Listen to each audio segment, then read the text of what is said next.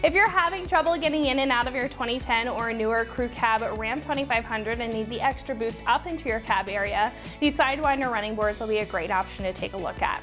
Now, these will be a great addition to your Ram if you've noticed that you and your passengers are having trouble hopping up into their seat, especially if you've got kids, even more so if you have a lift kit or a leveling kit installed. Now, these will offer a good amount of drop, making getting in a lot more accessible while also offering that heavy duty and finished appearance to the side of your rocker, while also giving you good protection to that very vulnerable area. Now, these will have a wheel-to-wheel design with a large pentagonal bar up at the top that's going to offer that completed and tough appearance of a rock rail to hide the pinch weld and, of course, provide that additional protection. Now, attached to it are the star of the show here, which are the 4-inch drop step, offering you much needed assistance of getting in and out of your Ram. The step will be about 5 inches wide to offer you a decent amount of space underneath your foot and will feature thin cutouts for additional traction and a bit of extra styling. Now, these will be made of a mild 2mm thick steel material, being able to take a hit whenever it's needed and the ability to support up to 500 pounds, so you can definitely trust these side steps. On top, this is going to have a tack e-coating primer and fine texture black powder coat finish, offering rust protection to the steel underneath and offering some heavy duty appeal again to the side of the Ram, which will match with any other heavy duty accessories. The kit is also going to be completely bolt on, so no need for modifications here, and will come with everything that you need in the kit to get these onto your Ram.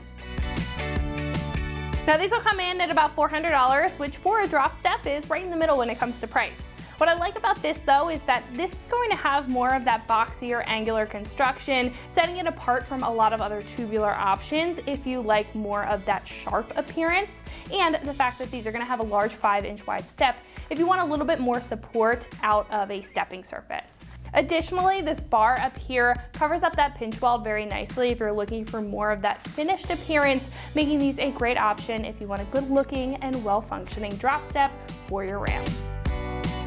Install is going to be a 1 out of 3 wrenches on the difficulty meter, taking you about 2 hours, give or take, to get the job done with some pretty basic hand tools. Now, at this point, we can head over to the shop and check out a detailed breakdown on how to get these onto your Ram at home. So that's going to wrap it up for me. Let's go ahead and get into it.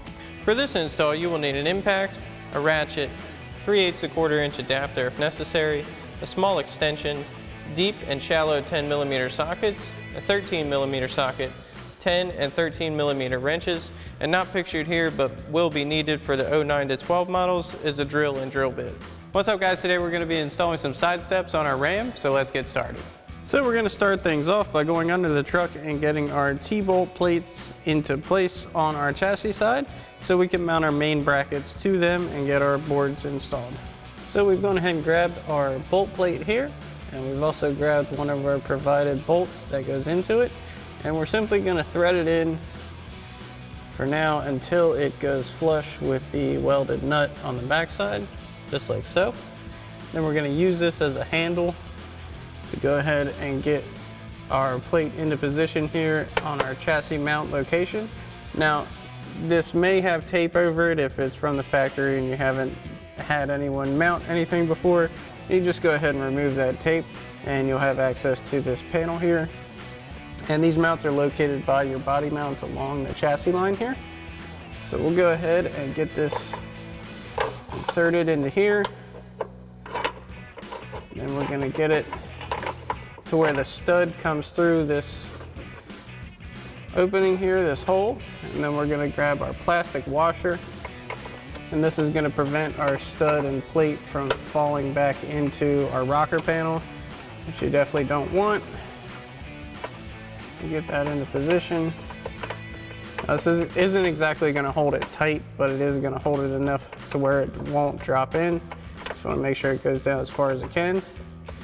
And we're going to go ahead and unscrew this bolt, and our plate can come down. So that way, when we're ready to mount our main bracket, we can adjust it with this stud here and reinstall our bolt as we need. Now, after you've done with this one, we're going to do it with the middle and rear mounting locations as well. So again, we'll grab our plate here, thread our bolt in just till it's flush with this nut. Go ahead and get our stud side in. Just going to work that down It really doesn't matter whether the stud is on this side or this side, as long as it's on there. Go ahead and hold that in place. Grab our plastic washer again. And now we have that locked in. We can release that. So now we can go ahead and get our main brackets loosely installed, and we're going to start with our rear one, which is going to be labeled with a D, as well as our other driver side mounts. And our passenger side will be labeled with a P. And our rear one is going to be a little bit bigger than the middle and front. So we'll go ahead and get this set onto our stud here. And then we're going to use our stud to get our plate turned.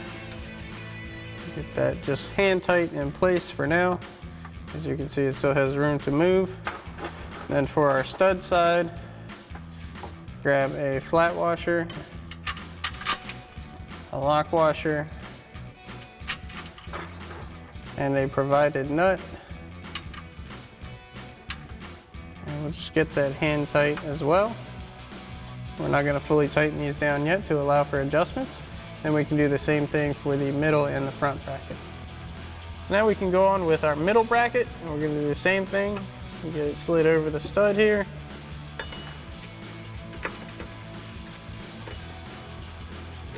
Again, we're going to go on with our bolt with our lock washer and flat washer attached.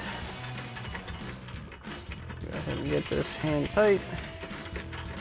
Once that's hand tight, we'll again add our nut to our stud with our flat washer, lock washer, and our nut. We'll do it one more time for our forward mount.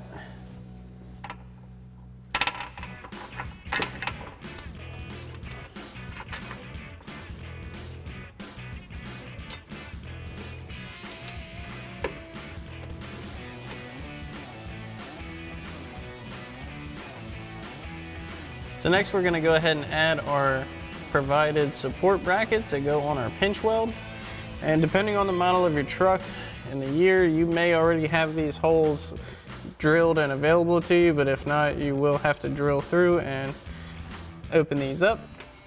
We're going to line these up on the back side of our pinch weld, lined up with our main bracket. As you can see, the ear here has a hole for mounting.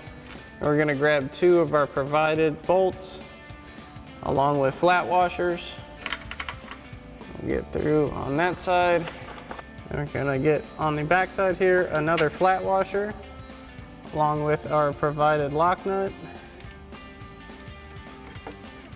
We have that one loosely on. Go ahead and get our next one in place. Again, bolt and flat washer on the front. And flat washer and lock nut on the back side.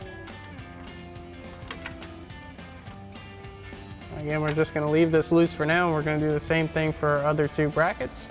So now that we have these loosely attached, we can go ahead and secure our support bracket to our main bracket using our provided bolt and flat washer through the opening on the main bracket into the ear of the support bracket, followed by another flat washer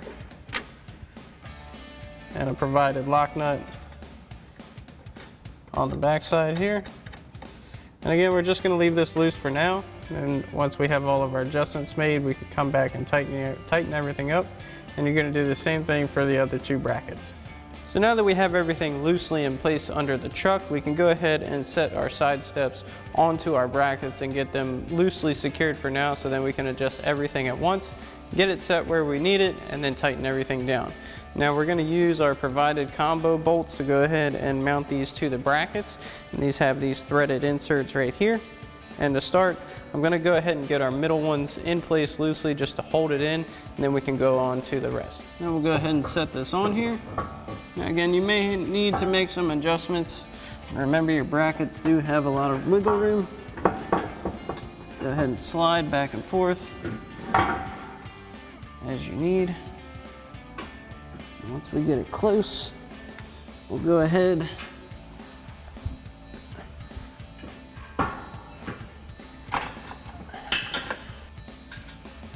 and get our first 2 combo bolts in place. So now that we got our middle bolts loosely in supporting our side steps here, we're gonna go ahead and add our other mounting bolts. So we're gonna grab our next 2 combo bolts and get our front mount locked onto our side steps here. And get our back side one in here.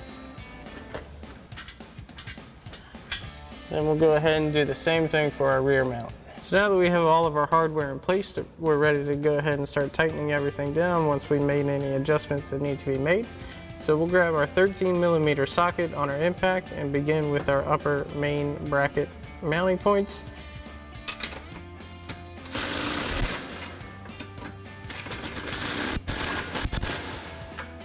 Once we got those tightened down, we'll go ahead and get our support brackets tightened down, and for that, we'll go ahead and grab our 10mm socket on our ratchet and our 10mm wrench.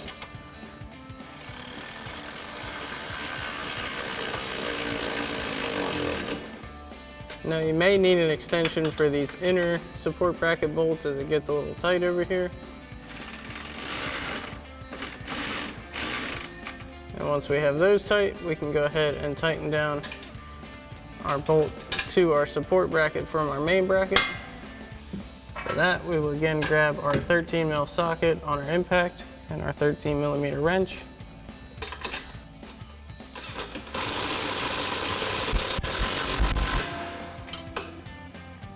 So once you have all these tightened down, but before you tighten down your side steps themselves, you're going to go ahead and repeat the same process for the other 2 mounting brackets, and then we'll come back and tighten down our side steps. So now we'll go ahead and grab our 13mm socket on our impact again and tighten down our combo bolts to our side steps.